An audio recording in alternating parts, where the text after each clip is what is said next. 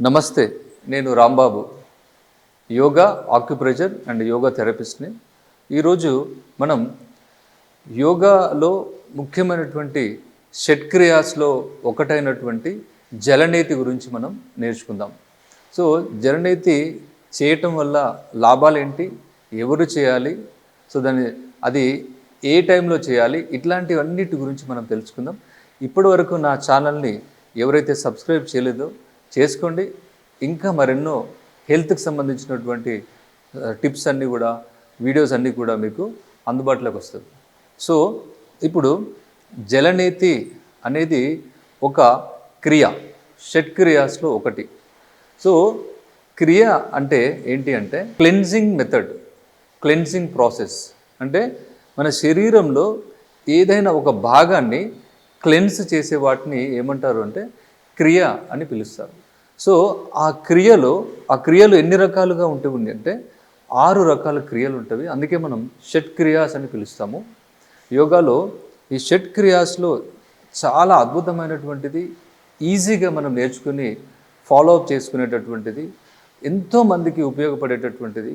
So, ఇది జలనేతి క్రియ.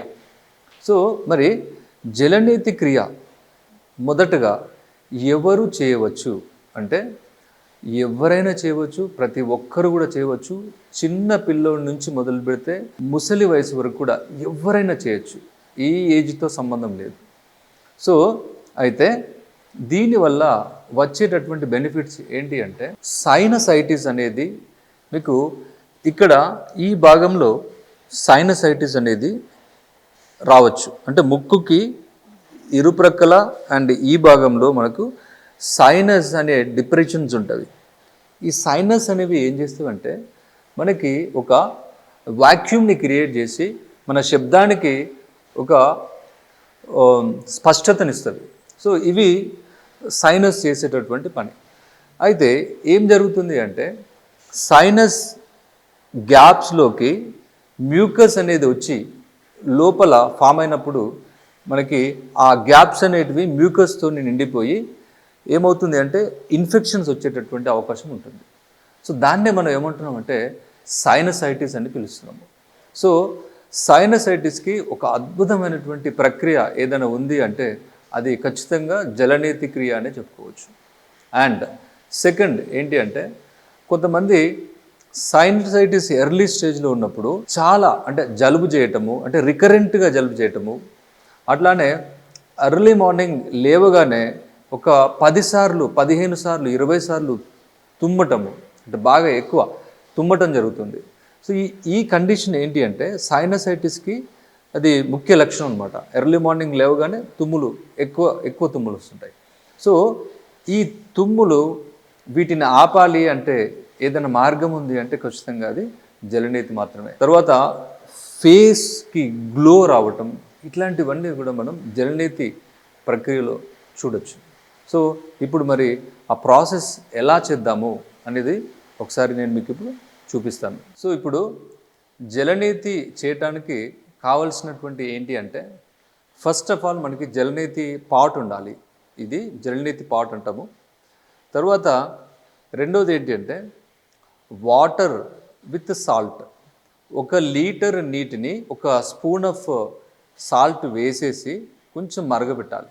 మరగబెట్టిన తర్వాత చల్లారిన తర్వాత ఈ జలనేతి పాట్లో పోసుకొని సో దెన్ ఇప్పుడు మనము ఈ ముక్కులో నుంచి ఇన్సర్ట్ చేయాలి. ఫర్ ఎగ్జాంపుల్ నన్ను చూస్తూ చేయండి మీరు. సో, బెండింగ్ అనేది ఇలా ఉండాలి.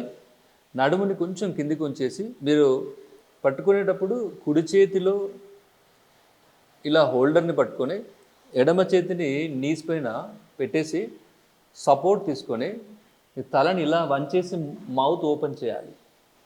మౌత్ ఓపెన్ చేసి ఎంటైర్ ప్రాసెస్ అంతా కూడా మౌత్ ఓపెన్ చేసి ఉండాలి.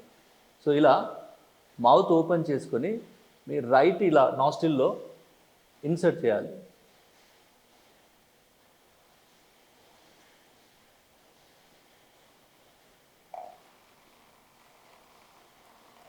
సో, ఇప్పుడు కుడి ముక్కుతో చేసిన తర్వాత ఎడమ ముక్కుతో చేస్తున్నాము. సో, ఇలా ఈ రైట్ హ్యాండ్ రైట్ నీ పైన పెట్టేసి తలని ఇట్లా వంచి మౌత్ ఓపెన్ చేసుకొని ఉంచాలి ఇలా.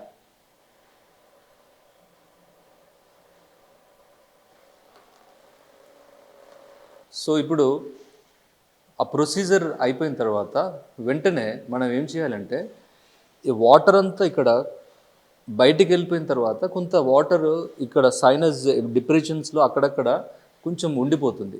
సో దాన్ని మనం ఎలా క్లీన్ చేసుకోవాలి అంటే 2 చెవులను ఇలా మూసేసి కొంచెం స్లైట్గా బెండ్ అవ్వాలి. ఇలా బెండ్ అయ్యి కపాల్భాతి అంటే బ్రీత్ అవుట్ చేయాలి.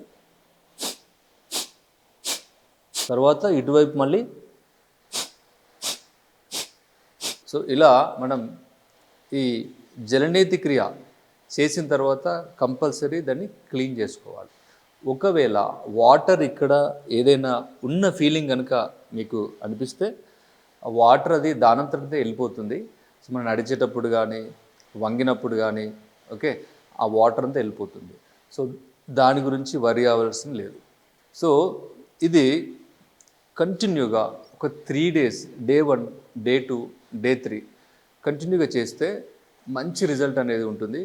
కంపల్సరీ దాంట్లో అంటే వాటర్లో ల్యూకామ్ వాటర్ ఉండాలి. అండ్ సెకండ్ థింగ్ ఆ ల్యూకామ్ వాటర్లో కొంచెం సాల్ట్ని మనం యాడ్ చేసుకోవాలి. 1 లీటర్ వాటర్లో 1 స్పూన్ ఆఫ్ సాల్ట్ అనేది ఖచ్చితంగా ఉండాలి. సో ఇలా చేయటం వల్ల ముఖ్యంగా జలుబు అండ్ అప్పర్ ట్రెకియల్ ఇన్ఫెక్షన్ ఏదైనా ఉంటే అంటే గొంతు దగ్గర ఏదైనా ఇన్ఫెక్షన్ ఉన్నా పోతుంది. అట్లానే పిల్లలు ఏదైనా వైరల్ ఇన్ఫెక్షన్ అంటే పిల్లలైనా కావచ్చు పెద్దలైనా కావచ్చు వైరల్ ఇన్ఫెక్షన్ వచ్చినప్పుడు థ్రోట్ పెయిన్ వస్తుంది. ఆ థ్రోట్ పెయిన్ అనేది ఈజీగా ఉపశమనం అవ్వటం జరుగుతుంది. ఓకే అట్లానే ఇంకా థ్రోట్ ఇన్ఫెక్షన్స్ అండ్ టీత్ ఇన్ఫెక్షన్స్తో వచ్చినటువంటి థ్రోట్ ఇన్ఫెక్షన్స్ ఏవైతే ఉంటాయో వాటన్నిటిని కూడా మనం చాలా అద్భుతంగా మనం వాటి నుంచి ఉపశమనం పొందవచ్చు. So thank you very much. నమస్తే.